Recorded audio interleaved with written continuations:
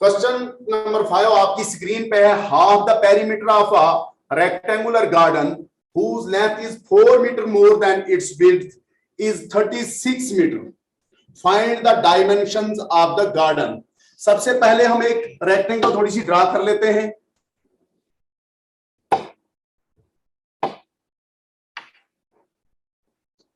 ये रेक्टेंगल एक मैंने ड्रा की। अब क्वेश्चन कहता है कि इसकी जो लेंथ है वो इसकी विड्थ से 4 मीटर ज्यादा है। लेंथ इसकी विड्थ से 4 मीटर ज्यादा है। मींस कि अगर हम लेंथ में से विड्थ माइनस करेंगे तो हमारे पास जो लेंथ का जो पोर्शन बचेगा, सपोज कीजिए ये विड्थ में ले रहा हूं, ये डब्ल्यू वाला पोर्शन में यहां से इसका माइनस कर रहा हूं, और जो मेरा पोर्शन यहां से आगे बच रहा है ये ब्लू को जिसको मैं ब्लू से कलर कर रहा हूं, तो ये 4 मीटर बचेगा मेरे पास। दूसरी कंडीशन ये कह रहा है कि इसका जो हाफ पेरीमीटर है, हाफ पेरीमीटर 36 मीटर है। हाफ पेरीमीटर, अब पेरीमीटर को समझने की जरूरत है। हमारे पास पेरीमीटर किसके बराबर होता है? पेरीमीटर हमारा होता है length plus breadth. That means 2 length plus 2 width या ब्रेड्थ जिसको आप कहते हो, हमारे पास किसके बराबर है? 36 प्लस 36, क्योंकि इसने हाफ कहा है 36, तो 36 को डबल करना पड़ेगा। दैट मींस हमारे पास 72 है इसका पूरा। अब अगर हम इसका हाफ ले लेंगे तो वो 36 है। दैट मींस हम एक लेंथ प्लस एक विड्थ लेंगे तो 36 मीटर हो जाएगा। ये वाली चीज हम जहन में रखेंगे और उसके बाद हम इक्वेशंस बनाएंगे। तो सबसे पहले जो इसने हमें कहा है कि आप इसके डायमेंशंस मालूम कीजिए। दैट मींस इसकी लेंथ और इसकी विड्थ आप मालूम कीजिए। अब हमने अगर डायमेंशंस मालूम करने हैं तो डायमेंशंस मालूम करने के लिए हमें सबसे पहले डायमेंशन मालूम करने के लिए अब हम यहां पे लेट करेंगे डायमेंशंस को। सपोज कीजिए हम लेंथ को मानते हैं, हम लिखते हैं लेट द लेंथ, आपको सुनाई दे रहा है, bx। अब हम लेंथ को x मान लेते हैं। सपोज कीजिए अगर हमारे पास लेंथ x है and width is equal to y। अब दो चीजें तो हमने ले ली, लेंथ और विड्थ हमने ले ली, या इज इक्वल टू की जगह आप यहां पे b भी लिख सकते हो इसको, एंड विड्थ by। ये दो चीजें हमने ले ली। अब हम क्या करते हैं कि हम कंडीशंस को देखते हैं। पहली कंडीशन जो यहां पे है, according to given conditions, according to the given conditions, दी हुई शराइत के मुताबिक, जो शर्तें दी हुई हैं उनके मुताबिक हमारे पास क्या है, जो लेंथ है अगर उसमें से हम विड्थ निकालते हैं, क्योंकि इसने कहा कि लेंथ जो है विड्थ से 4 मीटर ज्यादा है। दैट मींस अगर हम विड्थ लेंथ में से निकालेंगे तो हमारे पास 4 मीटर आंसर आएगा, 4 आंसर आएगा। तो अब हमने लेंथ ले ली है x, हम उसमें से माइनस करते हैं विड्थ y, तो हमारे पास आ जाएगा 4 के बराबर। एक इक्वेशन हमारी बन गई, ठीक है। दूसरी कंडीशन हमारे पास जो दी हुई है वो ये कहता है कि इसका जो हाफ पेरीमीटर है रेक्टेंगुलर गार्डन का वो है 36 मीटर। कितना है? 36 मीटर। अब हम अगर हाफ पेरीमीटर को ले रहे हैं तो हाफ पेरीमीटर में हमने इसकी 2 साइड्स लेनी है, एक लेंथ और एक विड्थ लेनी है, क्योंकि हमारे पास पूरा पेरीमीटर 2 लेंथ्स होती है और 2 विड्थ्स होती हैं। हम एक हाफ ले रहे हैं तो एक ही लेंथ और एक ही विड्थ लेंगे, तो हमारे पास आएगा length x plus width y is equal to 36। तो सेकंड इक्वेशन भी हमारी तैयार हो गई। अब इसको हमने ग्राफिकली, यहाँ पे अलजेब्रिक इक्वेशंस में तो इक्वेशंस इसकी बना ली, अब हमने इसको ग्राफिकली रिप्रेजेंट करना है। हम इसको ग्राफिकली रिप्रेजेंट करने के लिए क्या करेंगे, इन इक्वेशंस के, इन वेरिएबल्स के हम जो वैल्यूज हैं वो मालूम करेंगे। तो उसके लिए हम क्या करते हैं, सबसे पहले हम एक इक्वेशन को ले लेते हैं फ्रॉम 1। इक्वेशन 1 से हमें क्या मिलता है? इक्वेशन 1 हमारी कहती है, इक्वेशन 1 से हमारे पास x minus y equal to 4 जी सर हमें आपकी स्क्रीन, हमारी स्क्रीन साफ नहीं आ रही। कौन सी स्क्रीन? बोर्ड वाली स्क्रीन? Yes sir. एक्चुअली ये शायद आपके एंड में कोई प्रॉब्लम होगी। यहाँ से मैं जरा सोनिका मैम, आप जरा बताएंगे। सोनिका मैम आप आ रही है साहब? नहीं, इसका कलर चेंज कर दो ना सर, ये आ नहीं रहा, ब्लू है बिल्कुल। अच्छा, कलर चेंज करना है, चलिए कोई बात नहीं। नहीं, ये तो मेरी तो व्हाइट स्क्रीन पे ब्लू लिख रहा हूं मैं।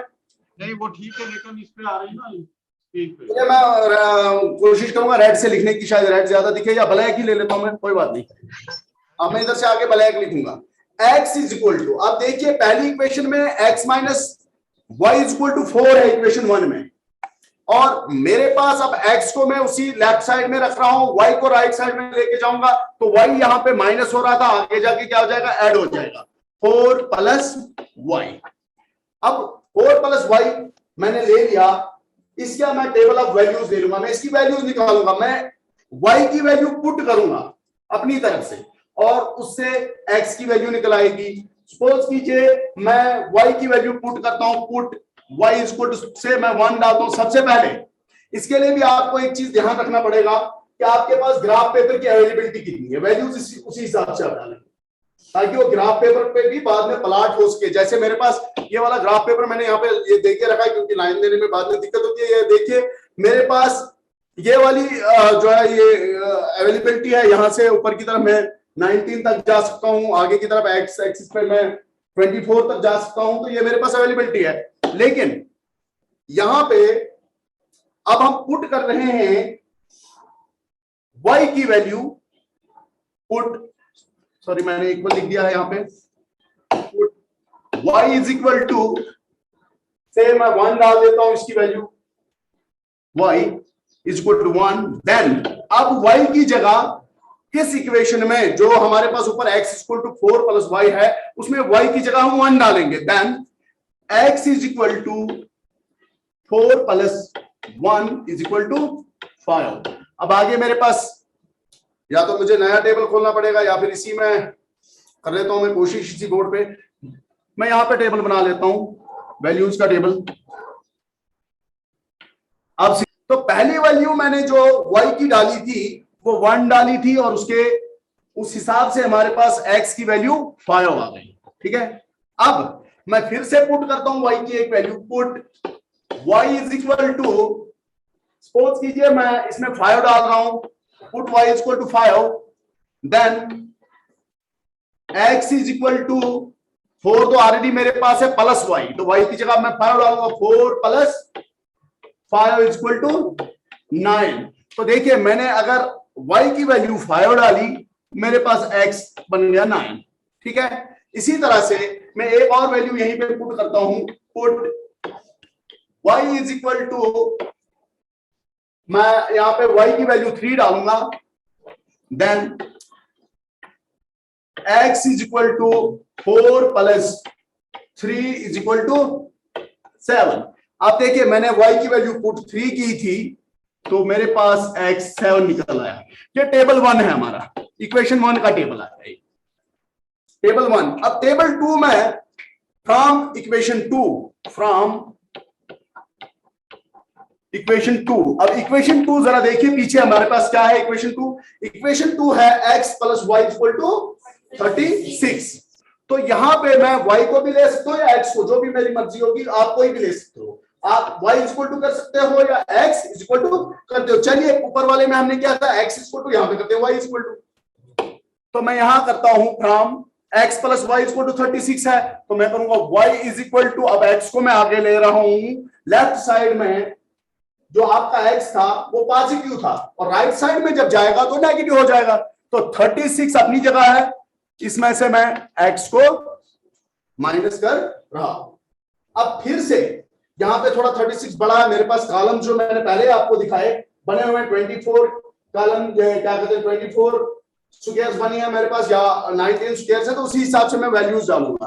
तो अब मैं यहां पे वैल्यूज पुट करूंगा, put x is equal to, यहां पे चूंकि अब y की वैल्यू निकाली है, मैं x को पुट करेंगे, put x is equal to 15, या इसको मैं थोड़ा 21 डाल देता हूं मैं, क्योंकि वो x मेरे पास 24 तक है। Put x equal to 21, then y is equal to 36 minus 21 which is equal to 15। ठीक है, तो यहां पे एक टेबल बना लेते हैं साइड पे, फिर से इसके लिए सेकंड इक्वेशन के लिए। ये दूसरी इक्वेशन की वैल्यूज हम निकाल रहे हैं। ठीक है, x और y, मैंने x की वैल्यू कितनी डाली बताइए सानिया, मैंने x की वैल्यू कितनी डाली 21 डाली मैंने। ठीक है, और उससे y की वैल्यू कितनी निकली 15 निकली। अब मैं दूसरी वैल्यू x की डाल रहा हूं, put x is equal to, चलिए मैं इससे एक और नीचे स्टेप आ जाता हूं, 20 डाल देता हूं, then y is equal to 36 minus 20 which is equal to 16। अब मेरे पास y कितना आया 16 आया। तो अगर मैंने x की 20 डाली, y 16 आया। ठीक है बच्चों, समझ आ रही है? बच्चों समझ आ रही है? आप कोई रिस्पॉन्ड करे। Put x is equal to, तीसरी वैल्यू भी मैं डाल देता हूं, put x is equal to, चलिए मैं 19 डाल रहा हूं यहाँ पे। क्या आप में से मुझे कोई बता सकता है किसी भी स्कूल से कि आप बताइए आप कितना निकलेगा y हमारा? कोई रिस्पॉन्ड कर सकता है?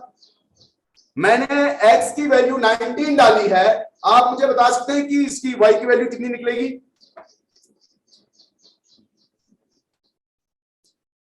कोई बता सकता है? आप में से कोई स्कूल बता सकता है मुझे? कोई रिस्पॉन्ड ही नहीं कर रहा है। कोई बात नहीं, मैं कंटिन्यू करता हूं। देखिए, put x equal to 19, then y equal to, yes 36 minus 19 is equal to 17। ठीक है, तो देखिए मैंने डाली थी वैल्यू 19, आ गई 17। अब टेबल ऑफ वैल्यूज यहां पे बना है, मैं एक एक को प्लॉट करूंगा यहां पे, ये मैं ग्राफ पेपर पे इसको रिप्रेजेंट करूंगा। सबसे पहले हम टेबल 2 को यहाँ पे नोट तो जगह नहीं है मुझे नोट करने की, मैं यहीं से देख के बताऊंगा आपको। देखिए 501 आप जरा अपने पास नोट करके रखिए, जो वैल्यूज आई हैं आप जरा। टेबल 1 के लिए x5 y1 501 95 और 73। ठीक है, आप मुझे वहां से बताते जाइएगा क्या। अब देखिए मैं पहली इक्वेशन का जो ग्राफ बनाऊंगा, तो मेरे पास x की वैल्यू कितनी है 5। तो देखिए ये वाला नीचे वाली लाइन पे जो 5 है, और y की वैल्यू कितनी है 1। तो यहां पे मैं रेड कलर से ले लेता हूं 5 और 1। ये वाला पॉइंट आपको दिख रहा है सबको? देखिए मैंने y से दूरी बनाई, जो y का इसका जो x था, चूंकि 5 था, दैट मींस मैंने y एक्सिस से 5 स्क्वायर दूर जाना है। अब y की वैल्यू जो थी 1 थी, तो मैं x एक्सिस से 1 दूर जाऊंगा। ठीक है, तो मेरा एक पॉइंट यहां पे बन गया। इसके आप लिख सकते हो कोऑर्डिनेट्स 5 एंड 5, 1। दूसरी वैल्यूज क्या है x9। तो देखिए मैं y से दूरी बनाऊंगा 9 y 5 1 2 3 4 और 5। तो यहां पे कहीं मेरा पॉइंट आ रहा है। तो x कितना बोला था आपने 9 और y 5। ठीक है, ये वाला आ गया। अब नेक्स्ट वैल्यूज क्या है हमारे पास x7। तो देखिए x ये वाला 7 है, यहाँ पे y3 1 2 और 3। तो देखिए ये वाला आ रहा है यहाँ पे पॉइंट। ये पॉइंट्स थोड़े मैंने बड़े बनाए। अब मैं लाइन को थोड़ा शायद दिखे या ना दिखे, लाइन छोटी करता हूं मैं, लेकिन इसके लिए मैं स्केल से, क्योंकि आप लोगों ने भी स्केल का यूज करना है, ये सॉरी रूलर का। तो देखिए मैं यहां पे इसको लेके आ रहा हूं।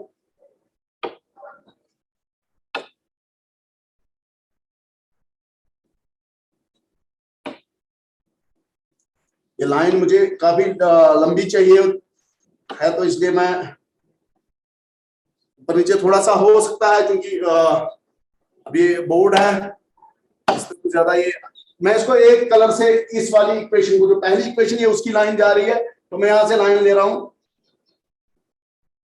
यहां तक। अब मैं इसी को आगे, स्केल को आगे ले जाऊंगा, हो सकता है मुझे आगे भी लगे, तो आई थिंक ये ठीक आ रहा है। ऐसे थोड़ा आगे बढ़ते हैं। सबको स्क्रीन दिख रही है? कोई रिस्पॉन्ड करेगा प्लीज? Yes sir. ओके, फ्रेशमन वाले आज समझ आ रही है? हैं फ्रेशमन वाले आप जरा मुझे बताइए, परसों आपको समझ नहीं आई थी? देखिए आप ऐसे ही अपने उस पे ग्राफ पेपर पे स्क्रीन ले लेंगे। देखिए एक लाइन मेरी बन गई। ये लाइन किस इक्वेशन को रिप्रेजेंट करती है? x minus y equal to 4। x minus y equal to 4। यहां पे आपका रिप्रेजेंट हो रहा है इस वाली लाइन पे x minus y equal to 4। ठीक है।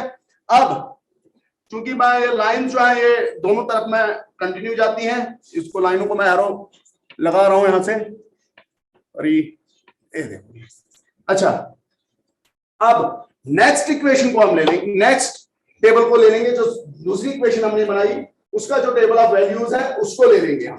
तो क्या है आपका टेबल ऑफ वैल्यूज? लिख के रखो मैंने थोड़ा, 21, 15, 20, 16, 19, 17। तो देखिए मैं इसको भी यहां पे प्लॉट करता हूं।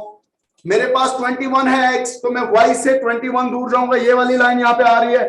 यहाँ पे मैं नीचे, इसके नीचे कलर लगा रहा हूं, आप सब लोग देख पाएंगे मैंने 21 के नीचे। ठीक है। और ऊपर से 15 आ रहा है, तो ये वाली लाइन आ रही है, ये देखिए मैंने यहाँ पे भी कलर कर दिया। तो इन दो लाइंस को लेना है मैंने।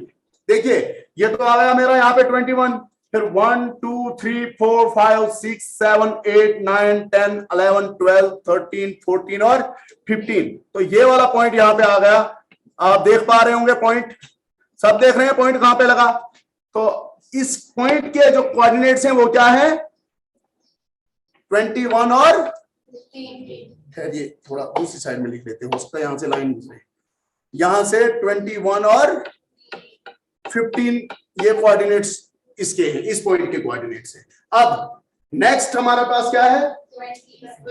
20, यानी इस साइड में आना है 20 और 16, यानी y जो है थोड़ा ऊपर जाएगा। और देखो ये लाइन थोड़ी ऊपर चली गई है, थोड़ी सी गई है, लेकिन ये इसको इसी पॉइंट पे मानेंगे अभी। इस वाली जो ऊपर वाली लाइन है यहाँ पे रेड पॉइंट पे ही मानना है इसको, क्योंकि ये लाइन बनाते बनाते थोड़ी सी ऊपर नीचे हो सकती है। तो देखिए 20, ये वाला जो मैंने पॉइंट पहले वाला लगाया है उसके लेफ्ट साइड में आ जाएंगे हम, तो 20 आएगा। लेकिन 16 जाना तो ऊपर एक पॉइंट जाना पड़ेगा, तो ये हमारा पॉइंट लग गया यहाँ पे जो रेड से मैंने लगाया। और उसके इसके कोऑर्डिनेट्स क्या है? 20 और 16। ठीक है। अब नेक्स्ट लाइन जो मेरी बनेगी, जो नेक्स्ट पॉइंट बनेगा वो 19। फिर से मैं इस 19 और 17 फिर से मैं लेफ्ट साइड में आऊंगा इसी पॉइंट के, तो 19 आ जाएगा और ऊपर एक जाऊंगा तो 17 हो जाएगा। तो ये वाला पॉइंट बन गया। देखिए इसके लिए भी अब हम लाइन ड्रा करेंगे, रूलर को ले लेंगे।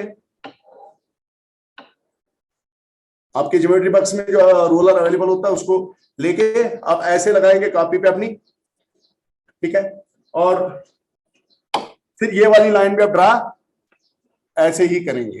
ठीक है। देखिए रेड से मैंने लाइन ड्रा की है, जो दूसरी इक्वेशन की लाइन है। यहाँ पे लाइन बनाने की इतनी जगह है मुझे, तो चलिए मैंने इसको लाइन यहाँ पे इतनी सी ड्रा कर दी। अब ये वाली लाइन किस इक्वेशन को रिप्रेजेंट कर रही है? x plus y equal to 36। सबसे पहले ये वाला कितना था? 19 और 17, 19 17। ठीक है। x प्लस y इज इक्वल टू 36, तो दूसरी इक्वेशन को रिप्रेजेंट कर रही है। अब हम जरा देखें कि ये लाइंस दो कहां पे इंटरसेक्ट कर रही है। देखिए x यहां पे अगर नीचे आप देखेंगे तो हमारा x आता है यहाँ पे। x का जो ये वाला पॉइंट जो आता है ये 20 आता है हमारा, x 20 आता है। और y कितना आ रहा है इसका? यहां से देखेंगे तो y हमारा 16 आ रहा है। दैट मीन्स हमारे पास इस पेयर ऑफ लीनियर इक्वेशंस का जो सॉल्यूशन है वो 20 और 16 है। हमारे पास x की वैल्यू 20 है और y की वैल्यू 16 है। तो इस ग्राफ से हमें मालूम हुआ कि हमारी लेंथ जो है हमने क्या ली थी? x ली थी। हमने लेंथ को लिया था, लेट किया था x, और लेंथ हमारी निकली 20। और हमने विड्थ को लेट किया था y हमारा निकला 16। इसका मतलब है लेंथ 20 है गार्डन की और विड्थ जो उसकी 16 है। अब दो शर्तें जो उसमें बताई गई हैं, सबसे पहले हम लिखेंगे फ्रॉम, इसको थोड़ा बड़ा कर देते हैं, फ्रॉम ग्राफिक रिप्रेजेंटेशन, अब ग्राफिक रिप्रेजेंटेशन से हमें क्या मालूम हो गया, x is equal to 20 and y is equal to 16. Hence length of the garden, उस गार्डन की लेंथ कितनी है, is equal to 20 मीटर, क्योंकि वहां पे उसने बताया था 4 मीटर एक में लगाया ना, तो पेरीमीटर की मीटर के उसमें बताया, and width is equal to 16 metre. अब जरा देखिए जो इसकी कंडीशन थी, पहली कंडीशन क्या कह रही थी हमको, जरा इस कंडीशन को देखिए। पहली कंडीशन थी कि लेंथ जो है वो विड्थ से 4 मीटर ज्यादा है। तो अगर हम यहां पे देखें, लेंथ हमारी आ रही है 20, विड्थ आ रही है 16। अब 20 में से अगर हम 16 को निकालेंगे तो हमारे पास 4 आएगा। पहली कंडीशन पूरी हो गई। दूसरी कंडीशन थी कि इसका जो हाफ पेरीमीटर यानी 1 लेंथ प्लस, सीधा ही लेंथ प्लस विड्थ जो है वो कितना है, 36 है। अब अगर आप 20 और 16 को ऐड करेंगे तो आपके पास क्या आएगा, कितना आएगा, 36 आएगा। तो आई थिंक इस क्वेश्चन का आप समझ गए होंगे। क्वेश्चन को क्या आपको समझ आई? आप में से कोई इसके रिलेटेड, इस क्वेश्चन के रिलेटेड कोई क्वेश्चन करना चाहता है? कोई भी किसी की क्वेरी हो तो बताइए जल्दी।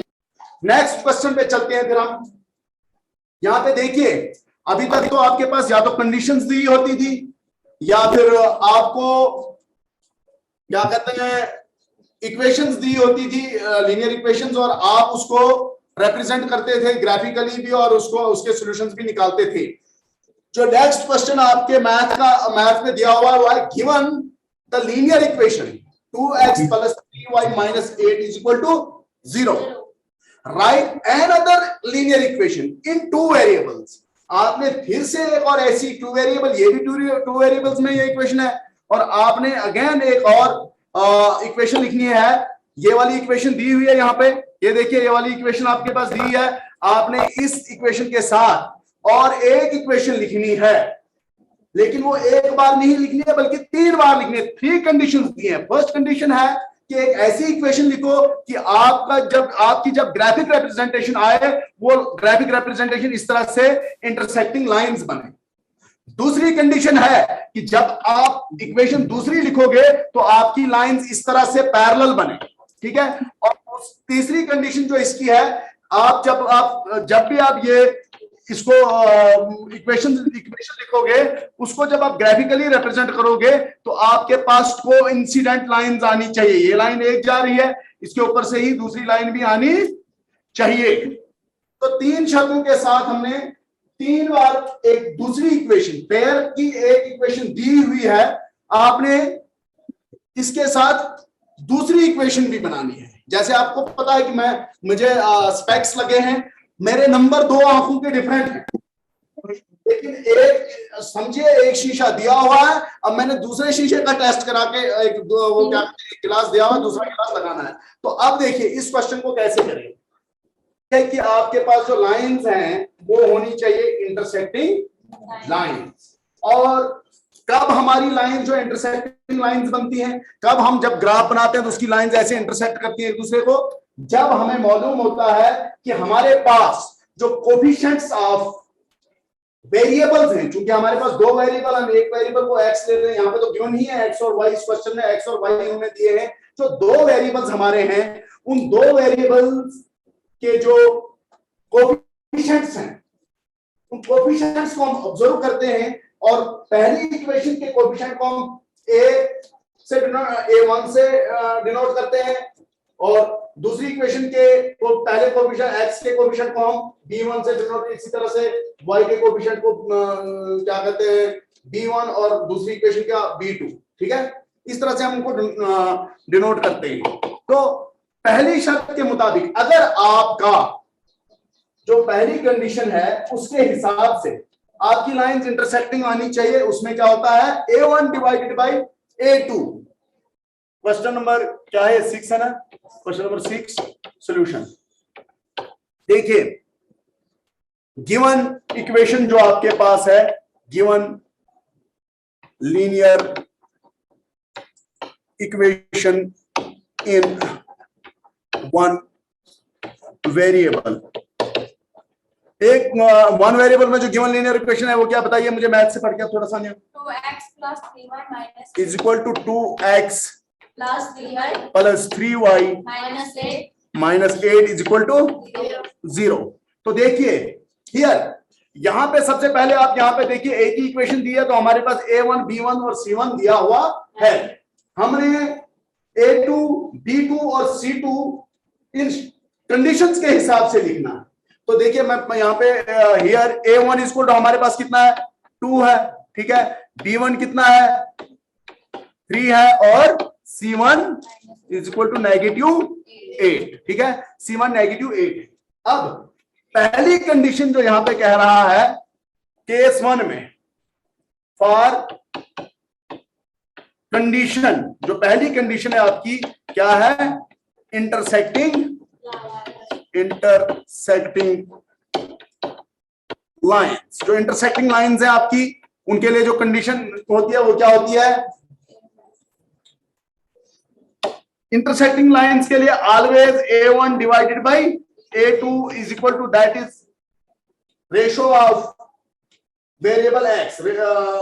रेशो जो है वेरिएबल x जो है दोनों पेयर्स के, क्या कहते हैं, इक्वेशंस के, उनका रेशो जो है इस रेशो के बराबर नहीं होता है, B1 upon divided by B2। अब C को हम नहीं देखेंगे यहाँ पे, जब हमारा यहाँ पे ही क्वेश्चन खत्म हो रहा है पहली कंडीशन के लिए, तो इसी को देखेंगे। अब क्या करेंगे हम, सपोज कीजिए आपके पास अब 2 है, अगर आप इसको डबल करते हैं 2 तो आपके पास बनेगा 2 डिवाइडेड बाई, इसको डबल करेंगे, इसी 2 को अगर आप मल्टीप्लाई करोगे 2 से तो आपके पास बनेगा 2 2 4। अगर पहली इक्वेशन में 2x है तो दूसरी इक्वेशन में क्या आएगा, 2 2 4, तो दूसरी इक्वेशन में क्या आएगा, 4x आ जाएगा, ठीक है। इसी तरह से 3y, यहाँ पे 3 है, अब 4 ये बनेगा फिर 2/4, ठीक है।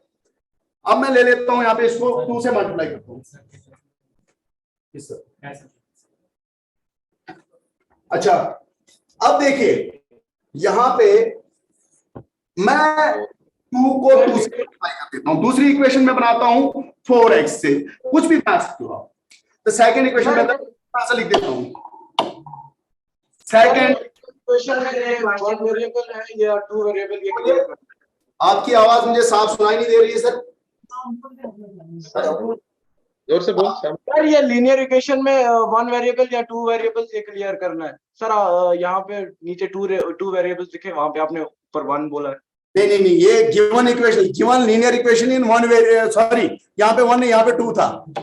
ये एक्चुअली मैंने सिंगल इक्वेशन, गिवन इक्वेशन लिखनी थी। ये आपने अच्छा पॉइंट आउट किया, बहुत अच्छा, आप लिखने में हो गया था मुझे ये।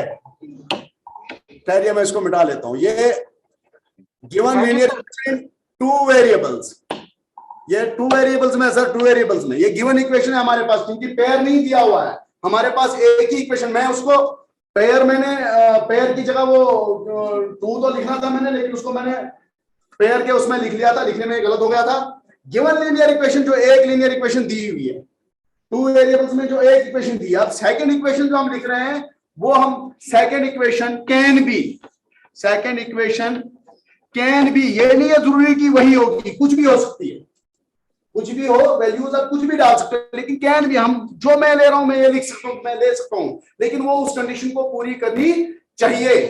तो देखिए second equation can be, 2x की जगह मैं 4x लिख रहा हूं, 4x प्लस 3 की जगह मैं 6y कर रहा हूं, और देखिए 8 का हमें कुछ भी ले सकते, 8 को कुछ भी ले लो आप, क्योंकि उसके साथ c के साथ हमें लेना देना नहीं है। अब देखिए यहां पे हमारे पास इस इक्वेशन में अगर आप देखेंगे 9, आपके पास क्या है 9 A1, अब ये 4 जो आपका है A2 हो गया, तो A1 डिवाइडेड बाई A2 क्या हो जाएगा आपके पास, वो हो जाएगा A1 आपका 2 है, 2 डिवाइडेड बाई 4, ठीक है, is equal to 2 1s are 2, 2 2s are 4, ये गया 1/2। A1 डिवाइडेड बाय A2 कितना हो गया? 1/2।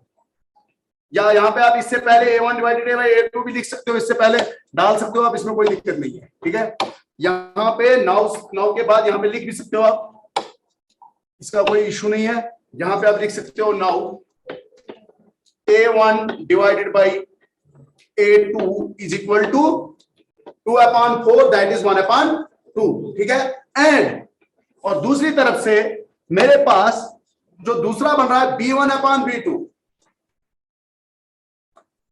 नहीं यहाँ पे सॉरी, मैंने इसको ये यहीं पे खत्म करना था, मैंने ये सेकंड कंडीशन के हिसाब से बनाया। 6 की जगह और कुछ डाल दीजिए, 6 की जगह और कुछ डाल दीजिए, जरूरी नहीं है। अगर 6 डालेंगे तो हम सेकंड कंडीशन बनेगी, फिर यहाँ पे आपकी इक्वेशन जो है वो इक्वल हो जाएगी, हमें नॉट इक्वल आनी चाहिए, तो यहाँ पे डाल दीजिए -6 की जरूरत नहीं, यहाँ पे 5 डाल दीजिए, कोई नहीं, हमारे पास कुछ भी आ सकता है, डाल दीजिए 5, यहीं पे खत्म हो जाएगी 5y। अब देखिए मैं 5y करूंगा and B1 divided by B2 is equal to 3/5। अब देखिए पहला जो था A1 डिवाइड बाई A2 1/2 आ रहा है, B1 डिवाइडेड बाई B2 3/5 आ रहा है। देयरफॉर मैं यहीं पे इसको लिख रहा हूं, therefore A1 divided by A2 is not equal to B1/B2। तो ये कंडीशन पूरी हो गई। अब जब कंडीशन पूरी हो गई, दैट मीन जो हमने ये इक्वेशन डाली 2 वेरिएबल्स में, जो सेकंड इक्वेशन हमने सपोज की, जो हमने कहा कि हो सकती है, वो इक्वेशन हमारी ठीक अब बन गई, ठीक है।